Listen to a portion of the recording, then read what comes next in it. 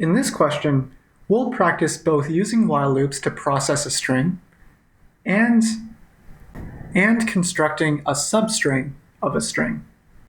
In the provided code, there are two main variables, I and count. As usual, I looks like it plays the role of a loop counter. We notice that every time the loop runs, I increases by 1. What about count? Well, count is supposed to increase by 1 only if some condition is satisfied.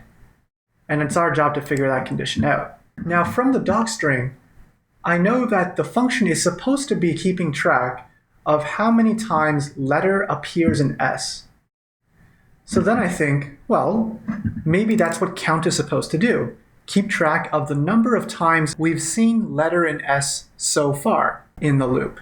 With this in mind, it's pretty easy to figure out what should go in this if condition, because count is supposed to increase only when we see letter in S. A first attempt might say if letter is in S, increase count.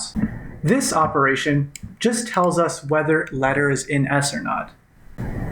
It has no hope of telling us how many times letter appears in S. Remember that we're trying to use a loop to process each character in S individually.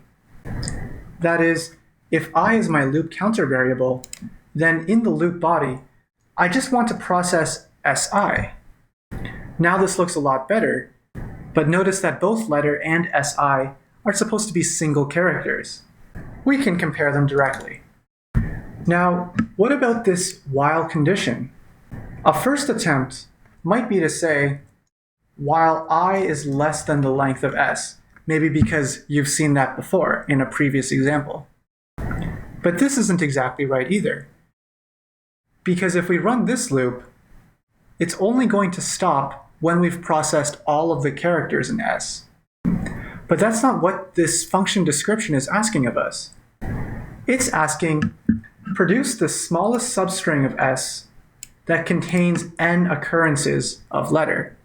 So the loop should really stop after we've reached n occurrences of letter. Put another way, we only want the loop to run as long as we haven't seen n occurrences of letter yet. Luckily, we have a variable which stores exactly how many occurrences we've seen so far. So all we need to do is say, while count is less than n. And this guarantees that the loop will stop exactly when count reaches n. Finally, let's look at what we should return. And once again, we go back to the docstring for guidance. First note that we're supposed to return a string. So returning something like I or count is not going to be good because those are both ints, not strings. The description says to return the smallest substring of S starting from index 0 that contains n occurrences of the letter. When the loop ends, we know that we've seen n occurrences of the letter because count is equal to n. But we also remember exactly what the last character was, because that's what the I variable is. It tells us exactly what was the last character we processed.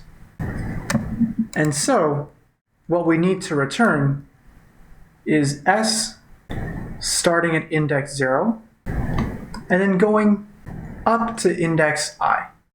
And note that I can omit the 0, because by default, if you don't put anything on the left side of the colon, the substring starts at the very beginning of the string. So let's run this and copy our example. There we go.